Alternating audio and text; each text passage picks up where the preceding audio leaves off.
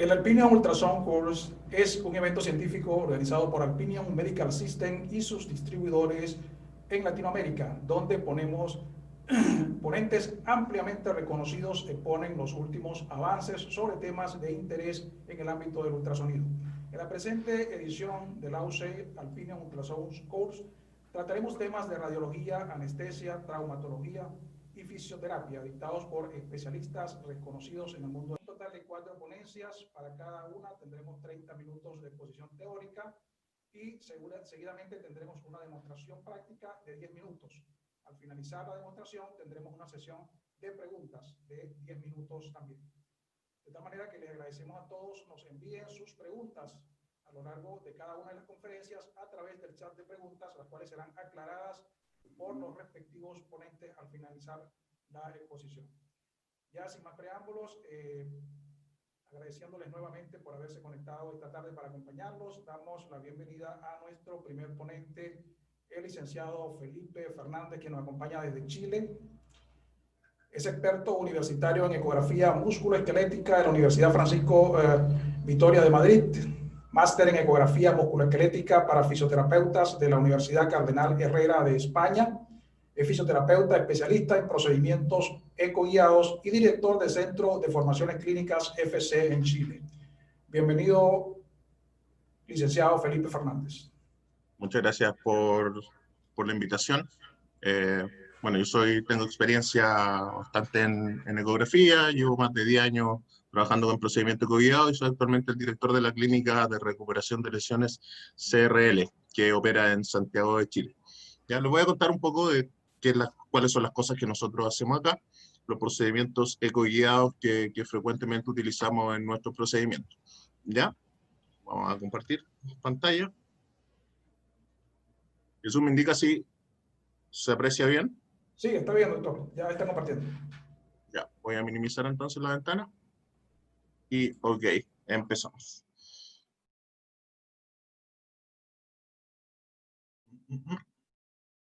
Ya, ok. Ya, vamos a hablar de los procedimientos mínimamente invasivos ecoguiados para abordaje de patología musculoesquelética. Nosotros en la Clínica de Recuperación de Lesiones solamente vemos patología musculoesquelética de larga data. Principalmente nos especializamos en patologías crónicas. Los problemas que encontramos y cómo surge el nacimiento de esta clínica, que ya tiene alrededor de 12.000 pacientes atendidos y más de 25.000 procedimientos realizados, son principalmente que Chile es líder en cirugía musculoesquelética. Por lo tanto, nosotros vimos ahí una oportunidad del manejo no quirúrgico de las lesiones. El tiempo de recuperación generalmente son bastante prolongados, por lo tanto nosotros nos abocamos en hacer un procedimiento mucho más corto. Con estos procedimientos mínimamente invasivos acortamos más o menos los estándares de recuperación y de rehabilitación fisioterapéutica más o menos un 60%. ¿Ya? Y no hay medición del progreso. Nosotros nos dimos cuenta que estas cosas no se hacían de manera presencial, de manera objetiva. Por lo tanto, lo que tratamos de hacer es darle una objetivización al procedimiento. Y para esto la ecografía fue piedra angular de nuestro tratamiento. Nosotros somos especialistas en recuperar lesiones sin intervención quirúrgica. ¿Ya? Denme un segundito para hacer algo en el video. Ahí sí. ¿Ya? Somos especialistas en recuperación de lesiones de manera no quirúrgica, crónicas, de tendón, ligamento y músculo principalmente. O sea, nos especializamos en lesiones de tejidos blandos. Ya, basado en la premisa de una recuperación activa y en menor tiempo posible. Esto a través de un apoyo ecográfico multidisciplinario. Vale decir que todos los profesionales que trabajan aquí con nosotros ocupamos la ecografía como una piedra angular de unión entre todos. Desde el médico traumatólogo, el médico del deporte, el fisioterapeuta, ¿ya? Incluso los profesionales que trabajan directamente en gimnasio. ¿Ya? El trabajo activo de recuperación de altas cargas es otro de nuestros puntos altos, y el uso de técnicas intervencionistas como la infiltración ecoguiada, la electrosis percutánea, la neuromodulación, que ya más adelante les voy a hablar de ellas. Nuestras instalaciones en la clínica, voy a agregar un puntero, denme un segundo, son principalmente un gimnasio de rehabilitación, contamos con ecógrafos de la línea eCube de Alpinion, los cuales de costo-beneficio han sido muy satisfactorios el resultado, nos entregan una muy buena imagen, muy al detalle, que ya la van a conocer, y tenemos el resto de las instalaciones donde hacemos nuestros procedimientos. Nuestros servicios principalmente van desde la medicina del deporte, traumatología, kinesiología, nutrición, todos relacionados con el área musculoesquelética, siempre teniendo la ecografía musculoesquelética como una piedra de tope, como una piedra angular en todo nuestro tratamiento. ¿Para qué nos sirve la ecografía musculoesquelética? Para entrar de lleno en materia. Podemos valorar estática y dinámicamente un paciente, haciendo muy corta su evaluación. El médico lo evalúa estáticamente, el fisioterapeuta lo evalúa dinámicamente y nos hacemos un muy buen diagnóstico, tanto funcional como estructural, lo cual nos permite darle una prognosis al paciente y decirle más o menos cuánto se va a demorar. Podemos con eso planificar cuánto va a ser el número de sesiones que va a tener el sujeto y por lo mismo podemos hacer una intervención y un tratamiento de este mismo. Constantemente tenemos reevaluación y feedback. Por lo tanto, el paciente nos va diciendo semana a semana cómo se va sintiendo, ponemos la ecografía, lo podemos valorar. Por lo tanto, tenemos una muy buena herramienta para ir avanzando en sus tratamientos, ¿ya? Esto, al menos en Chile, no constituye un diagnóstico ecográfico. Acá hacemos esa diferencia, todavía sigue siendo un área del radiólogo emitir un informe y un diagnóstico ecográfico o por imagenología. Por lo tanto, nosotros ocupamos la ecografía como un apoyo importante, pero no establecemos un diagnóstico propiamente tal informado con eso, ya cabe destacarlo.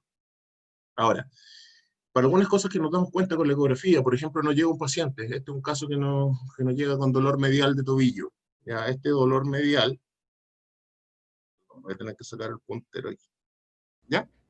Entonces, algunas cosas que nos damos cuenta con la ecografía cuando tenemos un paciente, por ejemplo, este caso nos llegó con un dolor medial de tobillo y estaba diagnosticado, claro, como un esguince medial, pero al empezar a evaluarlo, nos damos cuenta que en la zona del flexor largo del hallux ocurría una pequeña restricción del movimiento del tendón, por lo tanto, aquí está, no sé si se ve el puntero, ¿no, Jesús? ¿Se ve la mano que estoy indicando? Sí, se ve bien, doctor.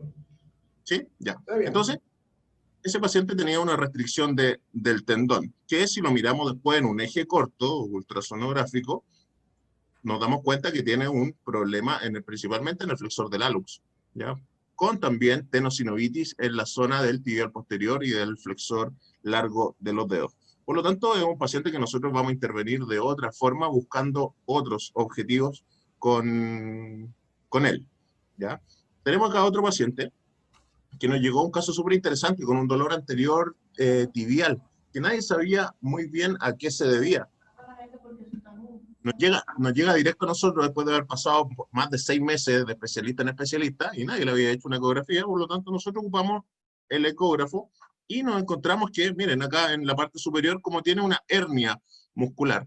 La parte del tibial anterior se sale de la fascia y esa salida de la fascia le provocaba dolor justamente después de competir. Era una patinadora adolescente. Aquí vemos un corte sagital y vemos la misma herniación. Por lo tanto, ese paciente es un paciente que nosotros con nuestros procedimientos no pudimos ayudar, sin embargo, pudimos mandarlo a cirugía para que pusieran una malla de contención, ¿ya? Acá también, cuadro de fascitis plantar, talalgia, larga data, más de 2 años, sin conocer muy bien la causa específica, y claro, todos los tratamientos se centraban en la fascia medial, y nosotros encontramos que aquí había una diferencia entre la fascia lateral de ambos pies. El pie que se ve con un más ennegrecido es un daño en la fascia lateral más que en la fascia medial.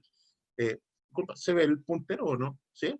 Cuando yo estoy indicando, ¿se ve? Sí, ya. Entonces aquí se ve el daño en la fascia lateral versus el pie contralateral sano, que no se ve ese daño. Por lo tanto, podemos hacer muchas cosas y podemos ir viendo súper específicamente qué es lo que debemos tratar y qué es lo que no. En este caso, una tendinopatía patelar, rótula, tendón patelar, y nos encontramos que a la exploración, paciente también larga data, 2 años, dándose vuelta en distintos especialistas, todos los tratamientos se enfocaban difusamente en el tendón patelar. Sin embargo, nosotros encontramos que el defecto estaba solo en la parte profunda del cuerpo del tendón. Recuerden que las tendinopatías de cuerpo son alrededor del 5%, por lo tanto, tener una tendinopatía específica ahí, en esa zona, es un tratamiento que es súper específico, por lo tanto, lo tratamos ahí y dio muy buenos resultados, ¿ya? Nos sirve para descartar la ecografía. Paciente con dolor de hombro, con diagnóstico de tendinopatía del manguito rotador, sin embargo, no avanzaba. Una ecografía simple nos permite darnos cuenta que aparte tenía líquido Por lo tanto, es un paciente que es candidato a una resonancia para determinar cuál es el origen del líquido o algún procedimiento de infiltración. Entonces, todas esas cosas nosotros las podemos ir viendo con la ecografía y nos permite limpiar un montón de diagnósticos que en su mayoría están inciertos o errados. Aquí también dolor anterior de tibia, y un paciente que, si empezamos a calcular los diámetros musculares, nos encontramos que el diámetro muscular en el compartimento anterior de la pierna que presentaba dolor es mucho mayor.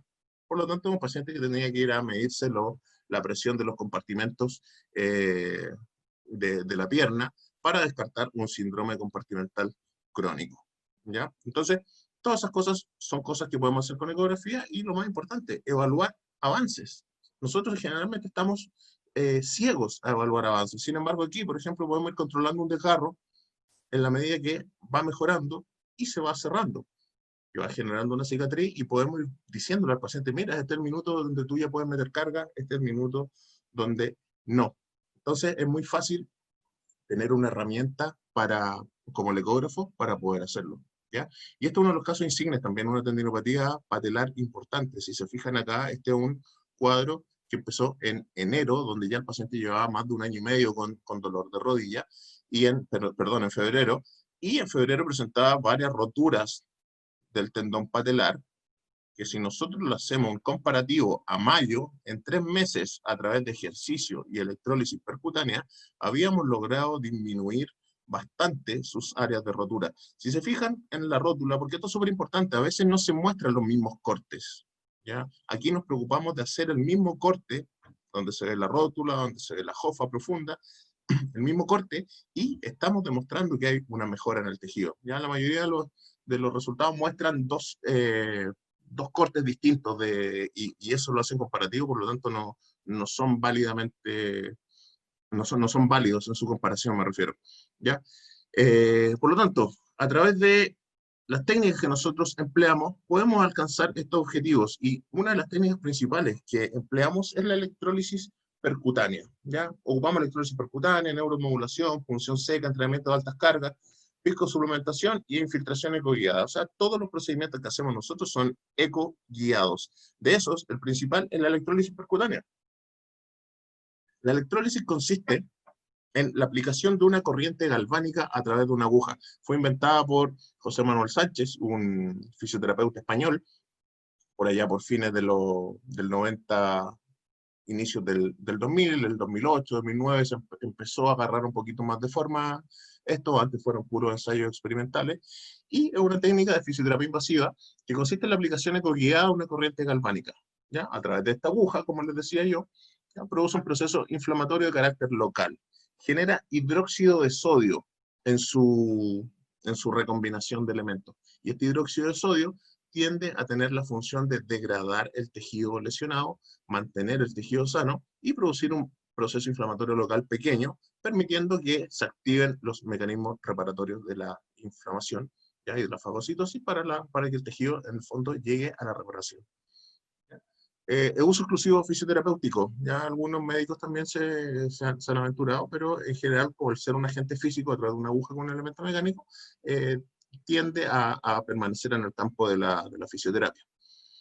El procedimiento y el proceso sobre el cual actúa ya todavía es teórico, aún está en fase experimental su estudio, pero básicamente produce una destrucción del tejido degenerado, produciendo aumento de pH, aumento de la presión parcial de oxígeno y licuefacción, disminuyendo el umbral nociceptivo. O sea, aparte de un efecto inflamatorio local, disminuye el umbral nociceptivo del tejido. Esto lleva a la liberación de citocinas que atraen leucocitos y macrófagos, y estos macrófagos, al ser atraídos, empiezan a destruir el tejido, y al final, como todo macrófago, fagocita y libera factores de crecimiento. Al liberar estos factores de crecimiento, estimula la proliferación del fibroblasto, que lleva a que esta invasión en el foco de lesión al quinto o séptimo día aumente la síntesis de colágeno y sustancias fundamentales. Ya esto es un modelo teórico, ya todavía está en estudio, a pesar de que han pasado un par de años, pero los estudios fisiológicos se están llevando a cabo recientemente. Esto al final lleva a restaurar el tejido conectivo destruido. Por lo tanto, actúa bajo 2 principios. 1, restablecer la biología del tejido, o sea, la estructura, y 2, restablecer la biomecánica, que es restablecer la función. Si estos dos no actúan en conjunto, no vamos a tener ningún resultado. Por lo tanto, reparando la estructura y restaurando la función manteniendo siempre en mira esto, que es los tiempos de reparación del tejido. Por mucho que yo restaure la estructura, no puedo meterle carga a un desgarro los primeros 3 días. Manteniendo eso como premisa, voy a llegar a un buen resultado. Siempre el ejercicio va a ser la clave de este proceso, y la electrólisis al final nos va a dar una ventana terapéutica para que nosotros podamos inducir un ejercicio de mayor carga, llevando a una mejor síntesis del colágeno. ¿Ya? Ese es en el fondo el procedimiento por el cual actúa la electrólisis percutánea. La electrólisis percutánea se conoce como EPI en todo el mundo, se conoce como EPTE, se conoce como EPM, hay distintas corrientes. Ya la electrólisis percutánea al final es una sola, el fenómeno de electrólisis. Está indicada en patologías de todo tipo de tendón, en patologías musculares, ya principalmente cuando hay cicatrices, estos desgarros de larga data que dan dolor posteriores, los isquiosurales, mucho tiempo, los puntos de gatillo que dan principalmente en trapecio, o esos puntos muy exquisitos, también se solucionan en 1 o 2 sesiones con la electrolisis percutánea. Ligamentos, cuando hay esguince agudo, tienden a mejorar un poco la recuperación del tejido, y una lesión crónica, generalmente está asociada a cicatrices, también tienden a acelerar el proceso y abolir ese dolor. Tratamientos de fascia, y otros como tratamientos de bursa, generalmente en sus paredes o en cápsulas articulares, o con algunos tipos de pellizcamiento también tienden a dar buenos resultados. Las contraindicaciones principalmente son belenofobia o miedo a la aguja, y si bien se ha descrito que tienen alguna contraindicación relativa respecto a diabetes mellitus, hipotiroidismo y fibromialgia, que son como los cuadros típicos incluso que están asociados a COVID en algún estudio reciente, que tienden a ser factores de riesgo sistémicos, nosotros en nuestra experiencia en la clínica no hemos encontrado ninguna relación entre ellos. De hecho, los pacientes que tenemos alto número de hipertensos, de diabéticos y de hipotiroidismo, responden en general igual que un paciente común, ¿vale? Los corticoides también es otra experiencia que está descrita. Nosotros empezamos a ocupar corticoides al manejo inicial de la lesión, cuando principalmente tiene carácter inflamatorio. Nunca hemos infiltrado un tendón, nunca hemos infiltrado un ligamento, pero sí, si hay una inflamación alrededor, tendemos a ocuparla. Por lo tanto, tampoco hemos encontrado una experiencia insatisfactoria al uso de corticoides aplicado con técnicas de fisioterapia invasiva, ¿vale? El efecto terapéutico de la electrólisis principalmente involucra una galvanotaxis, que es esta inducción del proceso de recuperación del tejido, por el cual está estimulada la fagocitosis por los macrófagos. Ocurre también una galvanonarcosis, que es un efecto irritativo y sedativo a corto plazo en los procesos crónicos, porque este proceso, la aguja, produce una ablación o una pequeña quema química de los receptores nociceptivos, por lo tanto, también tenemos una sedación del dolor por eso. Y a largo plazo, la rotación de la aguja también induce un estímulo mecánico para la mecanotransducción del tejido. Esta mecanotransducción está muy, muy ampliamente descrita en otros estudios, principalmente los relacionados con punción seca. Ya, los efectos electroquímicos nos vamos a enfocar en la aguja catódica, que produce este hidróxido de sodio o soda cáustica, ya, eso típico de cañerías que destapa ya, los pelos de las cañerías, la produce en microdosis, y esas microdosis tienden a degradar un poco el tejido, dándole más espacio para que el colágeno se sintetice y pueda ocupar espacios que antes ocupaba una sustancia degenerada. Destruye el tejido fibrótico, no afectando tanto al tejido sano, no tiene efecto sobre la aguja, produce también incluso una esterilización de la aguja a través del componente galvánico de este mismo, ablanda, relaja el tejido, produce una respuesta irritativa, ¿ya? Entonces, todos estos procesos en conjunto van a ayudar a que tengamos una ventana terapéutica de ese paciente, y nos permita darle un ejercicio de mayor carga, llevándolo a una recuperación en mucho menor tiempo, ¿vale? Siempre el ejercicio físico, ahí como sale, fundamental en el proceso, ¿ya? Y no con carga baja, nosotros ocupamos cargas un poquito más altas que lo convencional, ¿ya? Y el paciente en general responde bien. Este es un último filtro hecho más o menos hace 2 semanas cuando estaba preparando la charla, y actualmente hay 38 estudios indexados a PubMed, tanto no es una técnica que esté en pañales, y como se fijan acá, generados principalmente en el año 2014 en adelante, ocurriendo un gran aumento en los últimos 2 años.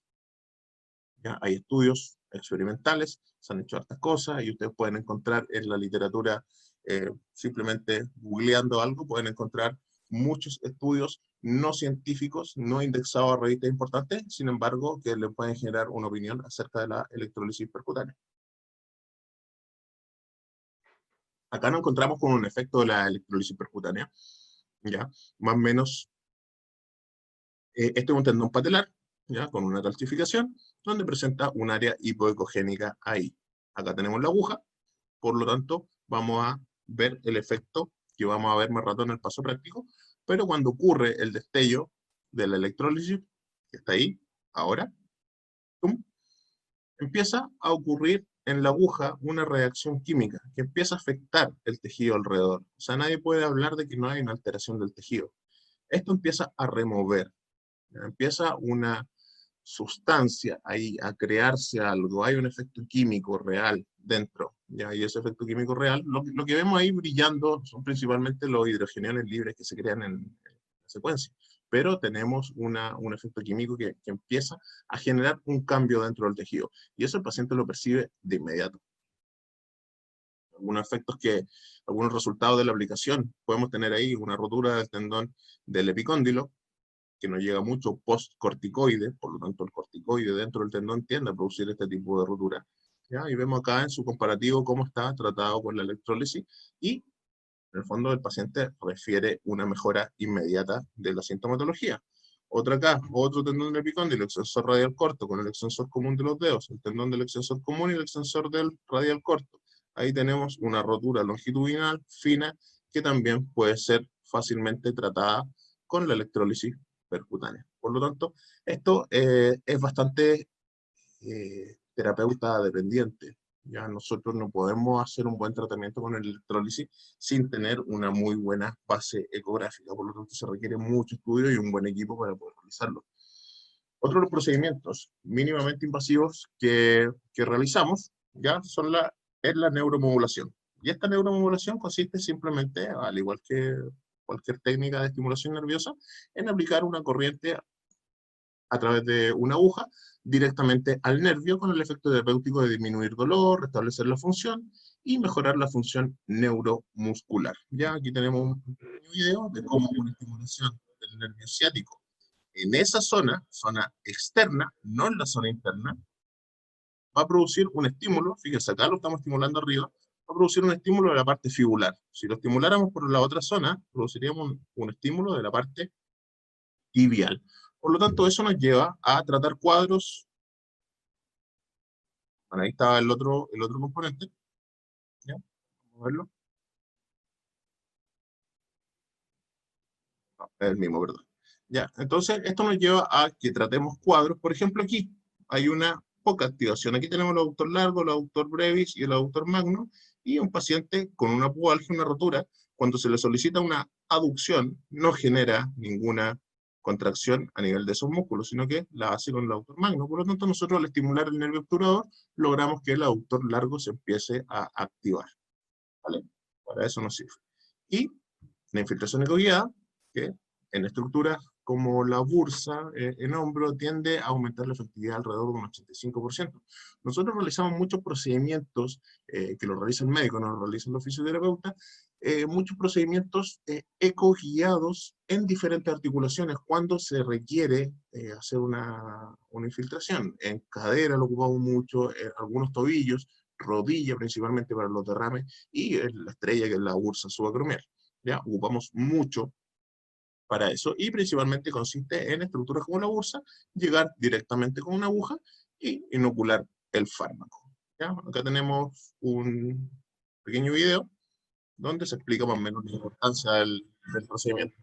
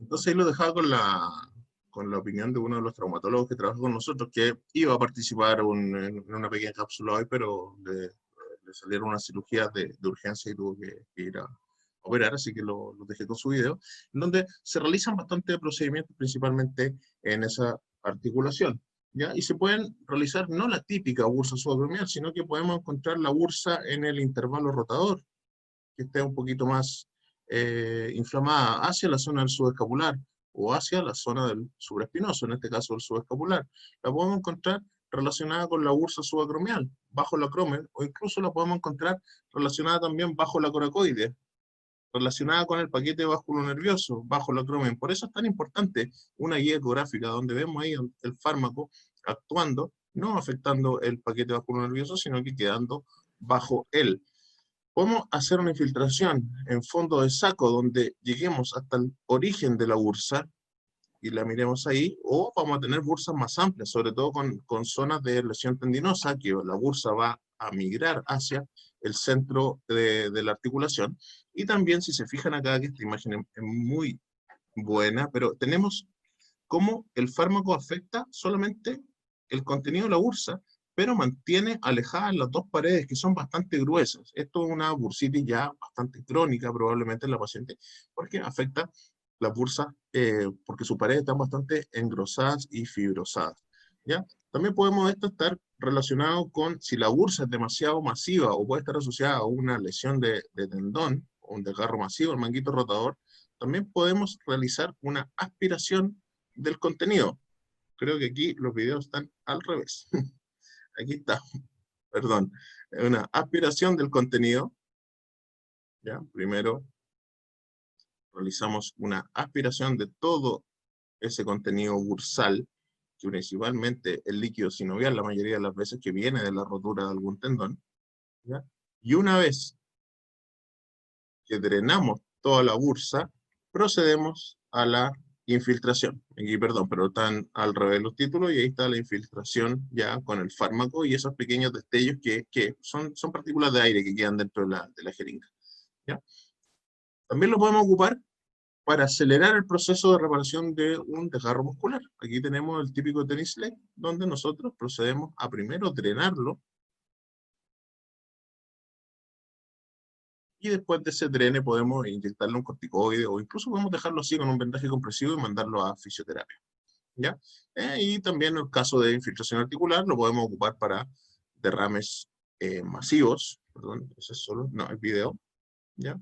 Para derrames masivos de rodilla, ahí vamos a ver cómo va a empezar a disminuir la zona y con la posterior inserción de algún fármaco antiinflamatorio o incluso algún ácido hialurónico para proteger el cartílago. Ya acá tenemos la foto de un derrame articular, donde está la aguja ahí dentro. Ya siempre la intervención de rodilla nosotros la realizamos a través del receso articular, arriba en la rodilla. Ahí vemos cómo empieza a variar un poquitito la zona, pero no se ve tan claro en este video. En este video se puede ver mejor, donde tenemos la última parte del líquido y empezamos a aspirarlo. Esta aspiración tiende a producir una mejora de la sintomatología bastante clave en los pacientes. Ya ahí lo dejamos sin líquido, la paciente llega con muleta y se puede ir caminando. Bastante impresionante lo que provoca. Por lo tanto, las conclusiones es que la guía ecográfica debiera ser el gol estándar en todos los procedimientos mínimamente invasivos. Nosotros debiésemos ocuparla siempre para todo. La utilización del ultrasonido guiado aumenta la efectividad de los procedimientos hasta en un 85%. Ya nosotros siempre estamos viendo dónde estamos aplicando. Y el tiempo de recuperación de las lesiones se ve altamente acelerado por el uso de la ecografía. ¿Ya? Por lo tanto, son cosas bastante buenas que salen de esto. Pueden seguirnos en nuestras redes, Clínica CRL o en Instagram, Clínicas RL, y si quieren información de cursos, de ecografía, o ver la parrilla que pueden, cómo especializarse en todo este tipo de cosas, también pueden seguir el Centro de Formaciones Clínicas en Instagram o las páginas web que están ahí. ¿Ya? Vamos a ir a un paso práctico ahora, donde les voy a mostrar en tiempo real la intervención con electrólisis percutánea, y también vamos a tener el testimonio de un paciente que les va a contar en muy poquito tiempo su experiencia con este tratamiento. ¿Vale? Voy a proceder al cambio de pantalla. Bueno, como les contaba, mi nombre es Oscar, yo soy ciclista de montaña y llegué a la clínica acá, CRL, por una fuerte caída que tuve en bicicleta, y mi lesión era una lesión en mi tendón rotiliano, llamada tendinosis patelar. Llegué a la clínica me la recomendó un amigo ciclista, en donde el médico que me estaba tratando, el traumatólogo, me decía que la única solución a mi problema era una cirugía. Entonces llegué acá y acá me dijeron que no, acá me dijeron que tenía solución. Y por eso estoy con el tratamiento, y hasta el momento he tenido muy buenos resultados. Ya puedo hacer ejercicios que antes no podía hacer, movilidad en la rodilla que tampoco podía hacer. Y nada, se los recomiendo a toda la gente que me ha preguntado, se los recomiendo mucho.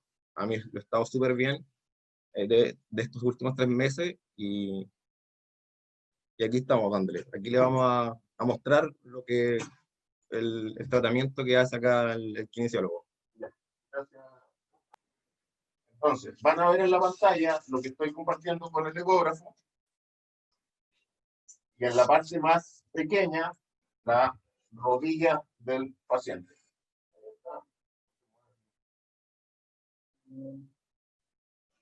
Ahí vamos a hacer el fisio. Vamos a desfisiar.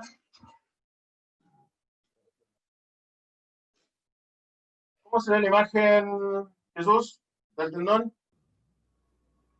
Muy bien, doctor, se ve. Sí, perfecto. Entonces aquí nosotros nos podemos fijar que tenemos una rodilla. Ya. Vamos a dar un poquito el foco. Exploramos de la parte de arriba. Tenemos un derrame mínimo en el proceso articular. Sí, presenta un poco de líquido, pero no tanto, con un tendón cuadricipital que está medianamente indemne, con una pequeña calcificación y irregularidades que son menores. Y nos vamos a la parte más inferior del tendón patelar. Este tendón patelar en su polo proximal no presenta problemas, sin embargo, cuando nos empezamos a alejar, ahí presenta unos focos de tendinosis en el cuerpo, etcétera, pero nos empezamos a alejar y ya en su parte distal presenta focos de tendinosis múltiple con calcificaciones con sombra acústica. Estas calcificaciones probablemente son a través del golpe que generó un proceso cicatrizal importante. Sin embargo, nosotros aquí en la clínica no nos preocupamos tanto de las calcificaciones, ¿ya? Lo que nos preocupa es el tejido alrededor de la calcificación. Y ese tejido, si nosotros hacemos un comparativo entre los resultados de ahora versus cómo estaban hace 3 meses, ese tejido es absolutamente diferente, ¿ya? Ese es el tejido que a nosotros nos va a preocupar, no nos tiene que preocupar tanto esto. Por lo tanto, nuestras intervenciones van a estar dirigidas a ese tejido que, si les mostrara una imagen anterior de este mismo paciente, ustedes notarían la diferencia acá, pero por tiempo no alcanzamos a hacerlo. El resto del tendón, si se fijan, se ve engrosado, pero con un patrón regular. Por lo tanto, eso es lo que nosotros buscamos. No buscamos un tendón fino, buscamos que el tendón esté regular, ¿ya? Y vamos a realizar la intervención en esta zona, ¿vale? Ya tenemos imagen del ecógrafo. Ya, nos faltaría la imagen de la mano, pero bueno, para hacerlo más funcional, tienes que imaginar que la mano está, en este caso, sobre la rodilla con el transductor, y vamos a proceder a la zona que conversamos y vamos a realizar la punción ahí. Fíjate, estamos llegando, visualizando la aguja en todo momento, y nos focalizamos en las áreas hipoecogénicas. Lo importante es siempre visualizar la punta de la aguja, ¿ya? En este caso, sobre la zona de clasificación, vamos a hacer un corrido y vamos a realizar el procedimiento. Empieza a reaccionar con distintas zonas especialmente las que son un contenido más acuoso. Podemos ir haciendo un barrido de la zona, podemos ir retirando la aguja, vamos perfilando el ecógrafo y vamos llegando a otra zona. Siempre, si se fijan, sin tocar la calcificación, vamos llevando esto. ¿Pudiera hablar un poco más fuerte, licenciado? Vamos llegando a hacer un barrido por toda el área. ¿Ya? La técnica en sí es dolorosa, pero no es nada que no se pueda tolerar por el paciente. ¿Ya? Lo que me interesa es que vean los destellos de la aguja. Fíjense, vamos a llegar a una zona bastante profunda que tiene un área tendinósica. No sé si ven la punta de la aguja. ¿Se logra apreciar? Sí, Sí. se aprecia muy bien. Excelente imagen. Y en esa ocurre la reacción química. ¿Ven? Ahí estuvo perfecto. Entonces, ocurren una serie de destellos. Si se fijan, la reacción química en este caso, ¿ya? De la aguja de la zona, pero si se fijan, la reacción química que abarcó la electrólisis fue la punta de la aguja. Miren cómo se ve acá. Se ve la punta de la aguja. La punta de la aguja, Se ve la punta de la aguja, se está observando. la aguja ya no está. La aguja yo ya la quité. Una mano del transductor y la otra mano está acá. Pero el destello de la aguja queda dentro del tendón y la reacción química que generó abarcó una zona que probablemente tiene una pequeña área de rotura. Entonces reacciona con el agua. Reaccionar con el agua la lleva acá. La reacción química incluso está. Tenemos una amplia zona de intervención simplemente a través de una pequeña zona con la aguja. ¿Ya? Por lo tanto, intervenimos las zonas que están sobre la calcificación acá, e intervenimos en un área de velocidad hasta el final. No sé si me quedó claro y se logró.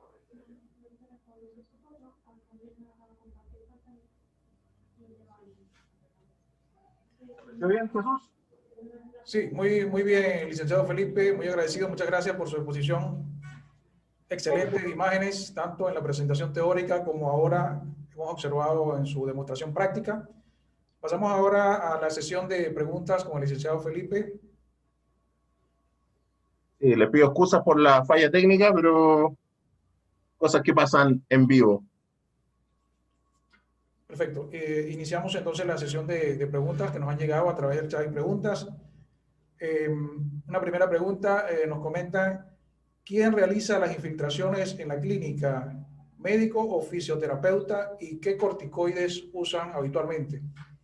La infiltración la realiza el médico siempre. ¿Ya? Los corticoides que se ocupan son principalmente betametasona en su marca comercial Dacam o Sidoten, ¿ya? Y generalmente se combina con un anestésico que puede ser lidocaína o bupivacaína. Perfecto. Una segunda pregunta. ¿Se le puede aplicar estos procedimientos de fisioterapia invasiva a cualquier patología? En general, toda patología musculoesquelética de tejido blando. Por ejemplo, ¿dónde no aplica la fisioterapia invasiva? No aplica en lesiones de menisco, en lesiones de un corte de ligamento cruzado, patología articular, pero si afecta a tendón, músculo o ligamento, en general sí está indicado. Obviamente todo esto va sujeto a una evaluación. Muchas veces una lesión meniscal que nos llega al evaluar al paciente, lo que le duele al final no es el menisco, es una sobrecarga del ligamento colateral medial, es una sobrecarga de algún tendón que está manteniendo la fuerza en la rodilla con la falla del menisco, por lo tanto, siempre es sujeto a evaluación. Nosotros recomendamos evaluar siempre, constantemente, pero en general en ese tipo de patología no tiene una aplicación muy grande. Perfecto. Otra pregunta. ¿Cuáles son las patologías más frecuentes observadas en la clínica de reparación de lesiones? En la clínica de recuperación de lesiones, nosotros la patología más prevalente son las patologías de tejido blando en hombro. Tendinopatía del manguito rotador, tendinosis del supraespinoso, roturas parciales, ya que generalmente tienden a tener indicación quirúrgica, nosotros aquí las tratamos sin intervención quirúrgica. Entonces son esas patologías, principalmente lesiones de tendón, hombro, codo, rodilla, ¿ya? Y lesiones musculares, algún desgarro u otras ligamentosas como E15, ¿ya? Pero la tendinopatía en general es el fuerte. Otra pregunta, ¿qué ecógrafo recomendaría para la práctica en musculoesquelético? Bueno, en general es una pregunta que es bastante común que no hagan en los cursos que realizamos. Idealmente a ver, yo nunca recomiendo un ecógrafo por Wi-Fi, ¿ya? Que se han dado, o por Bluetooth, que han sido bastante comunes en el último tiempo. La tecnología aún está nueva en ese apartado, por lo tanto yo prefiero un ecógrafo por cable. En ese sentido, depende para lo que lo quieras ocupar. Si lo quieres para algo sencillo o para visualizar la aguja, un ecógrafo básico puede funcionar. Sin embargo, si tú quieres ya determinar dentro de un tendón dónde está el área lesionada o infiltrar una bursa de manera mucho más específica, ya estamos necesitando un ecógrafo de un poquito más de alta gama. O sea, estamos hablando ya de más o menos $15.000 en un equipo ecográfico. Ya de ahí para arriba. Con menos es bastante poco probable que lo consiga. Otra pregunta, ¿existe algún tipo de curso para especializarse en este tipo de intervención? Sí, hay bastantes cursos de especialización en España, en Chile. Ahí, si ustedes lo ven en el Centro de Formación Clínicas, nosotros realizamos cursos de infiltración en modelos cadavéricos, apoyados por universidades, bastante importantes. Cursos de electrólisis percutánea, de neuromodulación, de ecografía. Entonces, en general, sí hay una amplia batería de cursos para formarse en el área ecográfica, ¿ya? Y en el área de fisioterapia invasiva también. Excelente. Otra pregunta, en caso de una determinada patología, ¿la infiltración va antes de la fisioterapia invasiva o viceversa?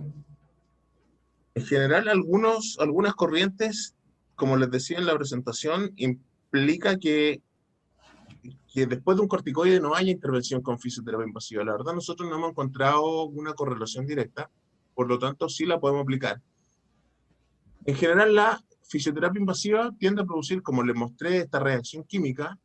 Al producir esta reacción química, tiende a tapar o generar un ocultamiento de algunos tipos de imágenes. Por lo tanto, nosotros recomendamos la infiltración previa a la fisioterapia invasiva siempre. Excelente. Bueno, estas fueron algunas de las preguntas, licenciado Felipe Fernández. Queremos agradecerle altamente por habernos acompañado. Licenciado Felipe, experto universitario en ecografía musculoesquelética. Gracias por su intervención. No, de nada. Un saludo a todos. Muchas gracias. A continuación, los invitamos a compartir un pequeño video publicitario, pero no se retiren porque inmediatamente estaremos con nuestra segunda ponente de la tarde de hoy.